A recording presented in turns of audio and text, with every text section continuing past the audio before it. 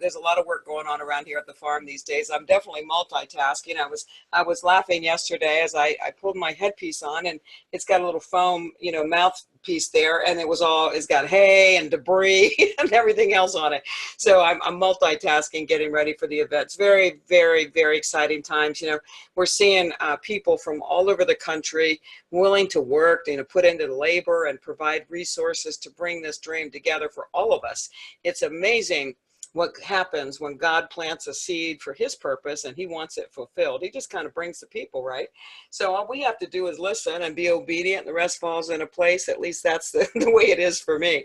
I'm real excited about the event. Some of you aren't familiar with it, and I just want to take a second just to share some things with you, because it's really important to understand, what it is. Some people really do like going to events. Some people are more drawn to, the bigger, more extravagant events, the hotel ballrooms and the glitz and the glamour. And there's nothing wrong with that. It's a great place to be. But some people have found that, visiting the farm here is a whole different, program.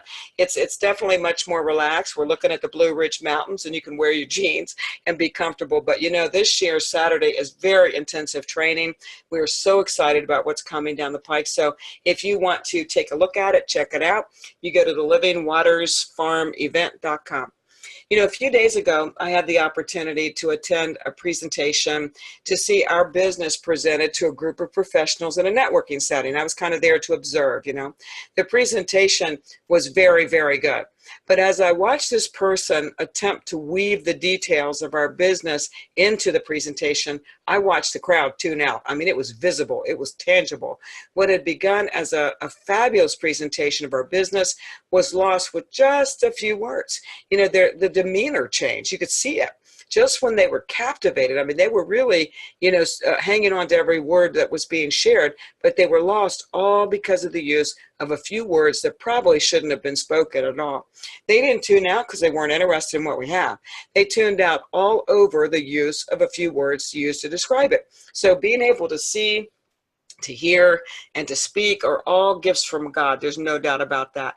But words have power. And sometimes if we just tweak those words by just a little tiny bit, using different words in their place, it makes the difference between where we are in life and where we hope to go. So this experience led me to the message for you today entitled, "It's not what you say, it's how you say it." When I was a kid, oh my goodness, I heard those words far too often. It's not what you say, it's how you say it, over and over and over again. Boy, did I hate hearing those words, and the bigger I got, the more I heard them. When I hit at my adolescent years, I heard them over and over and over. Even though those words came with some discipline, maybe it was when I was little, I got my mouth washed out with soap, and as I got older, I got a slap in the face. And even though I hated hearing them, they at least in part caused me to choose to use my words very, very carefully. I learned early on that just one misspoken word or one word with the wrong inflection could have dire consequences. And I learned to think before I speak. As I fast forward my life, up to today, I see that God uses my voice. He uses my words to reach the people. And I know firsthand that words have power. The Bible says, "Let your conversation be always full of grace, seasoned with salt, so that you may know how to answer everyone." Of course, that's a spiritual reference. We all know that, and how we're supposed to deal with people. But it applies to every area of life, from our relationships with our significant others, to our children, to our dealings with people in our church, and absolutely to our business. Imagine, in a relationship, for instance, if you always remembered, let your conversation be always full of grace, seasoned with salt, so that you may know how to answer. Imagine those words and putting that into play in every area of life. Of course, we all know that words can lead to destruction. We talk about that a lot, there's power in those words. And we've seen it too many times in life, arguments with a loved one, for instance, where words are thrown around and they can never, ever be retrieved. They cause heart damage. The good news is that once the words are out there, good and bad news, I should say, they stay out there. And once they're out there, they're there. When they're good, that's a really good thing. But when they're bad, that's a really bad thing. One wrong word or two will prompt a disagreement in a heartbeat. And sometimes, because words usually aren't chosen carefully in a fit of emotion, the disagreements don't ever get resolved. We see it in our business, reckless use of words, as people share our amazing technology with other people, but they refuse to choose their words carefully, and they spit out all kinds of medical claims that put all of us at risk. It takes self-discipline to use the right words, even when, or especially when, the message is a good one to share.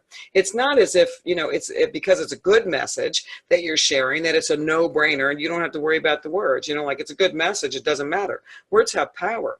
But passion sometimes overtakes us, and we start talking and we don't know when to shut up, and before you know it, we overuse words, and we talk beyond the sale. Basically, we talk somebody out of doing what they were inclined to do if we had just chosen our words carefully.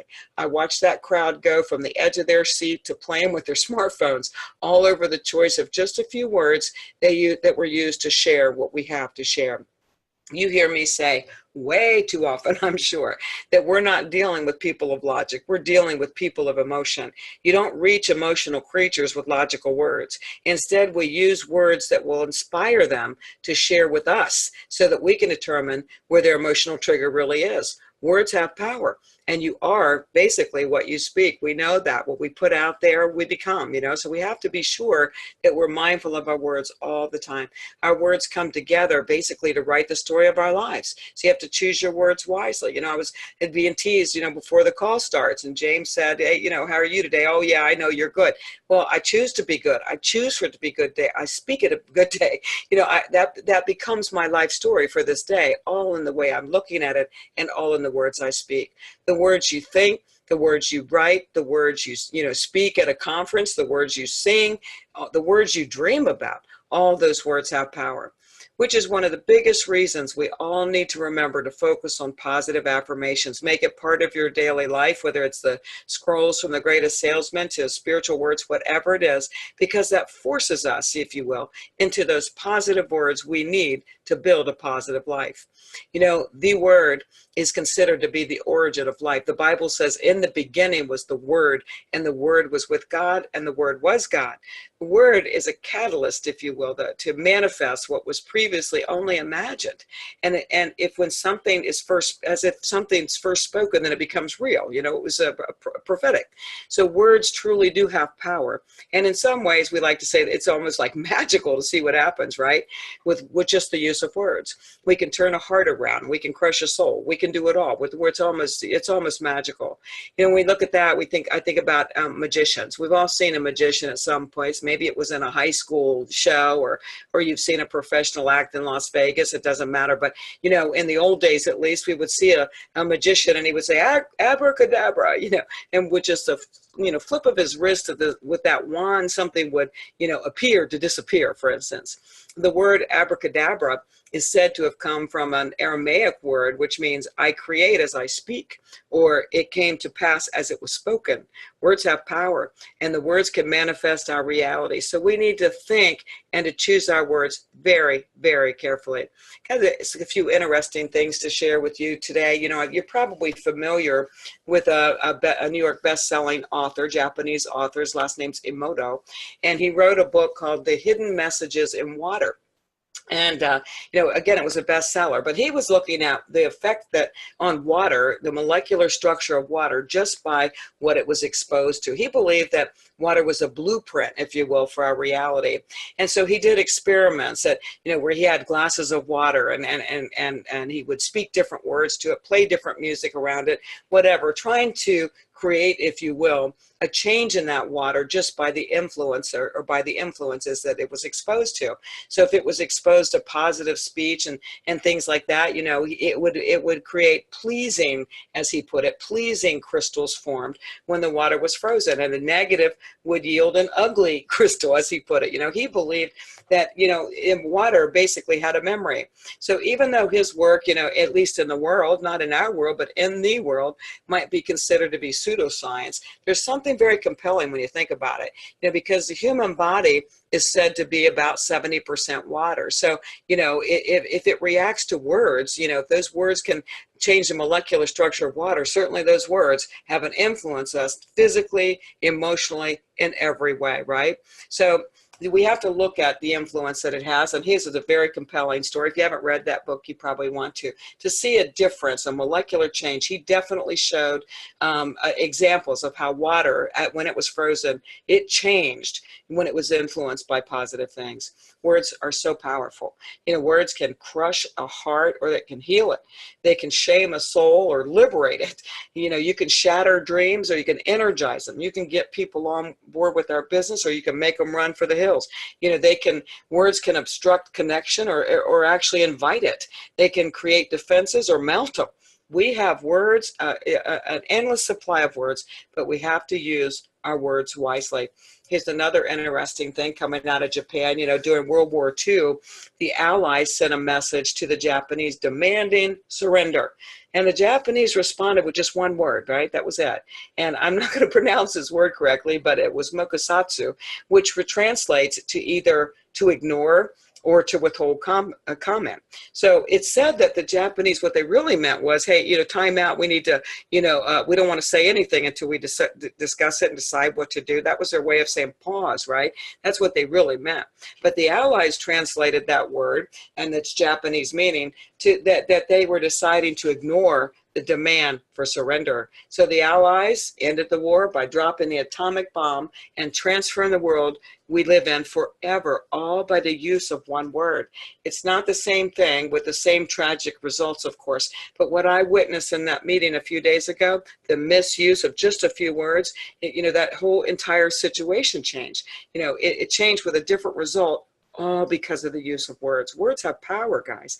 And when it comes to our business, in this case, we need to learn to use them very carefully. Choosing your words carefully, it's a learned skill. It's not a characteristic you're born with. As long as we're willing, we can learn to do anything and we can overcome anything. Learning the words to say begins with listening. So you have to listen so that you know what words to speak, right? That's where the choosing comes from.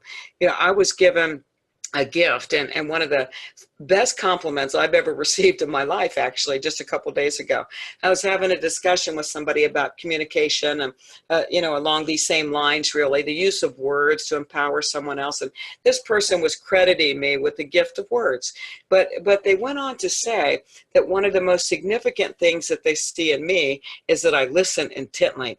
I really never thought about it, to that degree before until that conversation. But I learned to listen and to read expressions and to choose my words carefully, beginning with my childhood. My childhood was rocky, to say the least, and I was always looking for what was coming next. When is the shoe going to drop, right? So I watched the expressions and I learned to listen to every word spoken, just trying so desperately to anticipate the next move. Even through that drama, well, I came out of that with a gift, right? All things work together for good. And I am forever grateful. But what I'm really getting at is that when we learn to really listen, to tune into what's going on the other side, the words will flow more freely and we'll choose them more carefully. What words will you choose to live by today?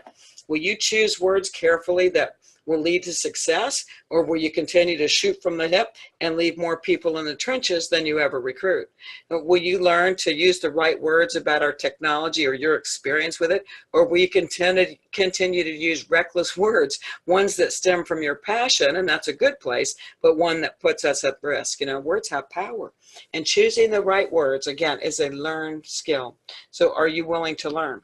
I can't help but interject something here. We're going to have a session at the event in October on that Saturday, and it's actually entitled Spinning Your Words for Success. We're going to look at, different words and different phrases and different introductions that we can use that actually reach people at the emotional level. And it might be a game changer for you, so you want to consider it.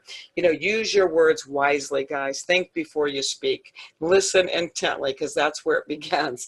And remember, it's not what you say, it's how you say it. Words have power, and you have the ability. There's so much more power within you than you can ever begin to imagine.